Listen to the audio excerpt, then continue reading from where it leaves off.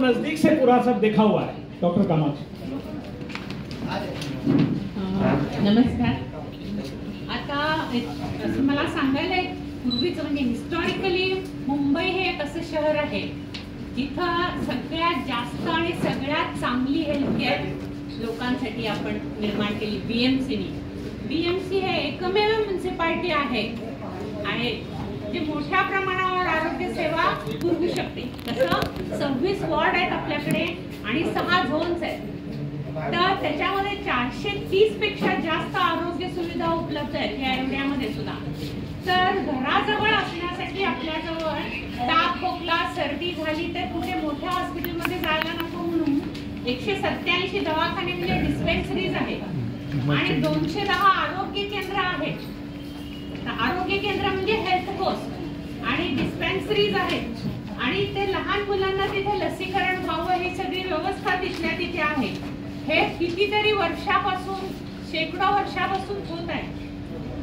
आपल्याकडे 30 maternity homes आहेत आणि 17 पेरिफरल हॉस्पिटल्स आहेत, मल्टी स्पेशालिटी आहेत हे आणि 4 मेडिकल कॉलेजेस आहेत आणि 1 डेंटल कॉलेज आहे।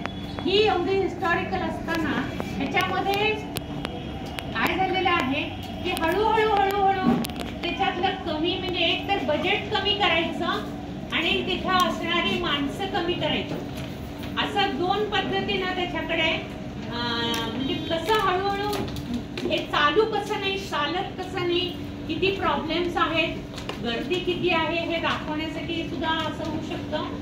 जसं की रिक्त पदं ठेवायची, म्हणजे आता एक अभ्यास केला होता आणि डॉक्टर अभयनी, तर त्याच्यामध्ये असं लक्षात आलं की आता मोठ्या हॉस्पिटल्स असतात जिथे 200-250 स्टुडंट्स येतात। म्हणजे मी केएमची आहे, टीचिंग हॉस्पिटल आहे, तिथं शिकायला लोक आलेले असतात, शिकवण्यासाठी टीचर्स पाहिजेत आणि ह्या टीचर्स फक्त शिकवण्यासाठी नसतात, पेशंटशी कसं वागायचं, पेशंटशी कसं बोलायचं। पण जेव्हा मी 10 पेशंट बघते एका तासामध्ये तर मी खूप चांगलं बोलू शकते, पण मी एका तासामध्ये जर 20, 25, 30 पेशंट बघणार असेल तर मी काही चांगलं बोलू शकत नाही, किती मनाने चांगलं असलं तर। त्याच्यामध्ये कसं आहे, तुम्ही कमीत रिक्त पदं इतकी ठेवायची, 30%, 40% रिक्त पदं असली तर तिथे लोक म्हणजे ज्या पद्धतीने शिकवलं जातं आणि ज्या पद्धतीने सेवा दिली जाते ते दोन्हीमध्ये प्रॉब्लेम होऊ शकतो। शिवाय कसं आहे, आपल्याकडे स्पेशालिटी हॉस्पिटल्स बद्दल एक सांगायचं राहिलं की आपल्याकडे 5 स्पेशालिटी हॉस्पिटल आहे, तुमच्या मागेच ईएनटी आहे। It is like a palace there, ENT hospital BMC's, so लेकिन it has only 300 beds and only 30% occupancy. So slowly it would be shown that this is all empty and can be used for something else. But why not for health? Because the poorest of the poor are there in Mumbai. Now BMC budget allocation is very good always, but now around it was last time it was 12% of the total budget.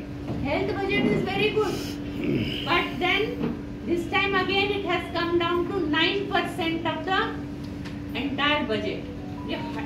Slowly you are reducing the budget, reducing the people and creating vacancies and then slowly moving towards take people on contract. Now people who come on contract are not going to be there for a long time, and then they are not responsible also. So that is how slowly how it is moving, I just told. एक इथे आपल्यामध्ये महिला पत्रकार